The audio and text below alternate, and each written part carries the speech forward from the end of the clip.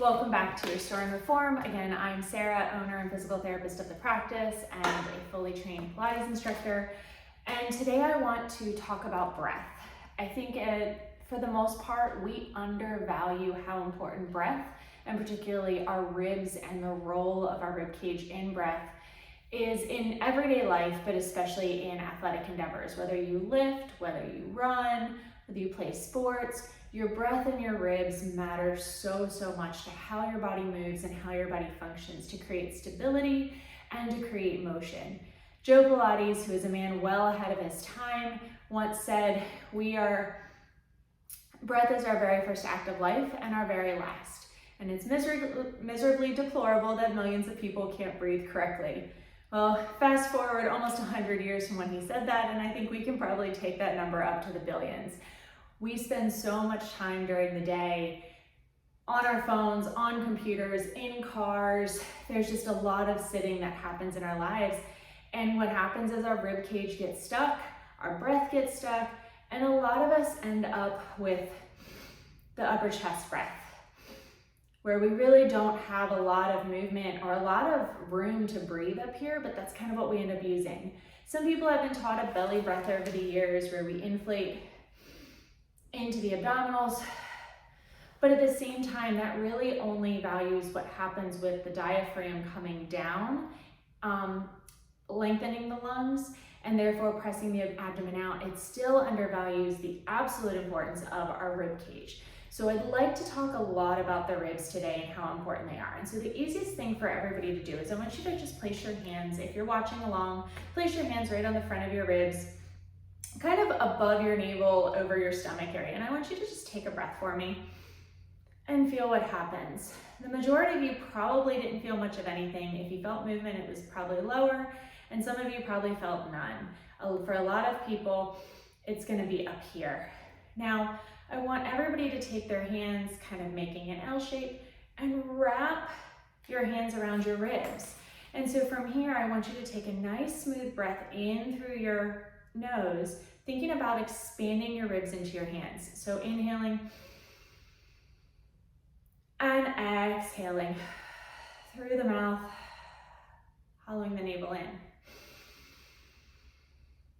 And you are able to see my hands widen and move in with each breath. From a side view, you do want expansion front and back. So I'm going to bring my arm up here so that you can see. But as I inhale, I want to have expansion through the back of my rib cage as much as through the front. And then press my air out.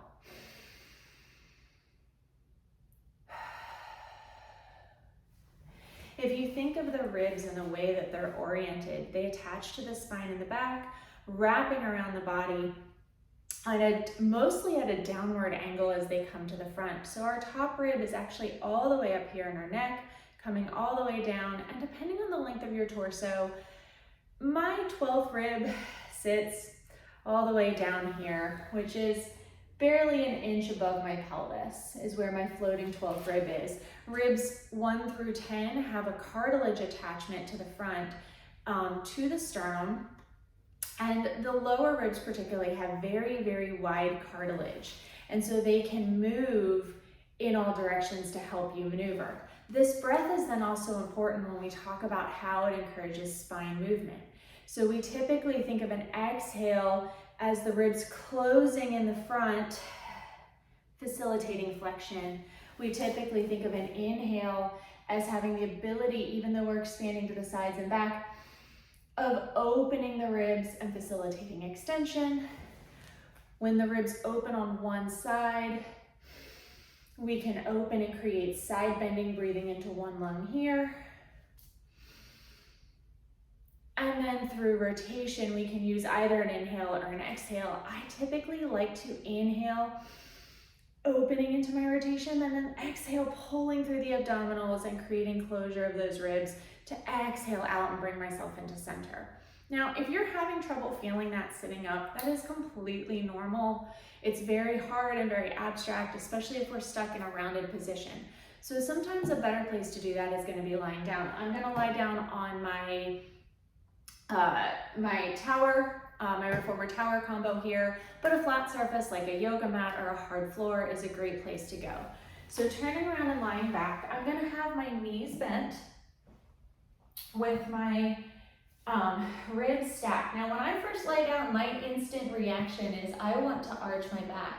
So I'm gonna take my lower ribs and I'm gonna go ahead and press them flat and make sure that my lower ribs are in contact with the carriage. I'm not gonna think about what is happening at my low back.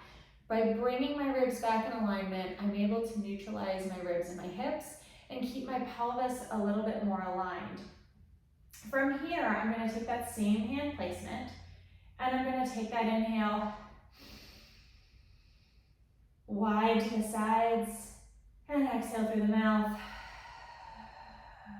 closing in as tight as I can, almost as if I have a corset closing my ribs down and in. Inhale wide and exhale down.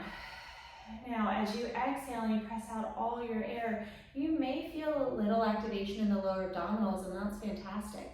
We can then use this breath to add in some lower back mobility. So we're gonna inhale, rocking the pelvis forward to the tailbone, opening up some extension in the back.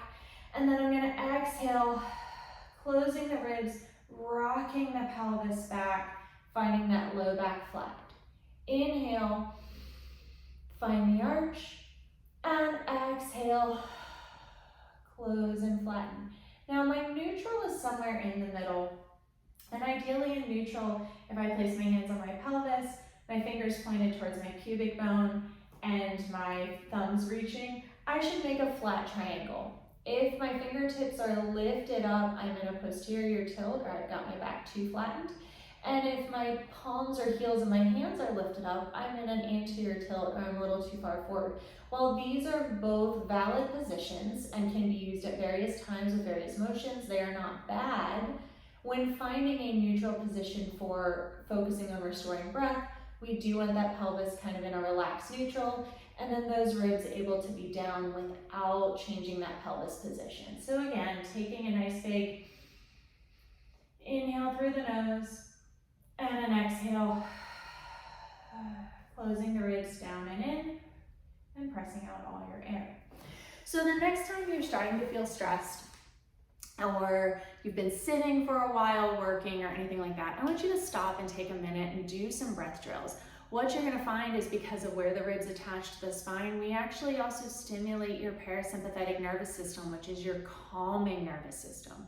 A lot of times when we're stressed, we've got a lot going on, high anxiety, that sympathetic or fight or flight nervous system has been elevated and is at a heightened level. So we wanna stimulate its counterpart to just bring that system down and down regulate. So high stress, busy life, busy activities, maybe you've got some pain, great opportunity to stimulate that parasympathetic nervous system, bring that pain down. So this is also a great opportunity to start to get your spine moving through breath, using breath as part of your movement pattern and being able to find that neutral position and just being able to be upright. Do not live as a robot though. You don't have to live in perfect posture. There is no such thing. Just make sure that we can use our breath to move through a variety of postures and that we're maximizing how much air we're getting through moving these lower ribs as much as possible. If you have any questions or comments, please drop them in the comments below. If you'd like, please reach out to restorereformpt.com. I use hyphens between the words. So restore, never mind, I'll put it in the comments. Sorry for that little flub, but anyway, reach out to me if you have questions. I would love to assist you. If you are local to the Raleigh Triangle area, please feel free to reach out to me if you are having issues with your back, your neck, your shoulders, your hips, because there's a lot that we can do to help improve this through working breath and through working active mobility and understanding your body. If you are located in other states and have questions, I may have virtual options that fit your needs. If you have anything else going on, let me know and I would like to help. But thank you for watching and tuning in today and have a wonderful day.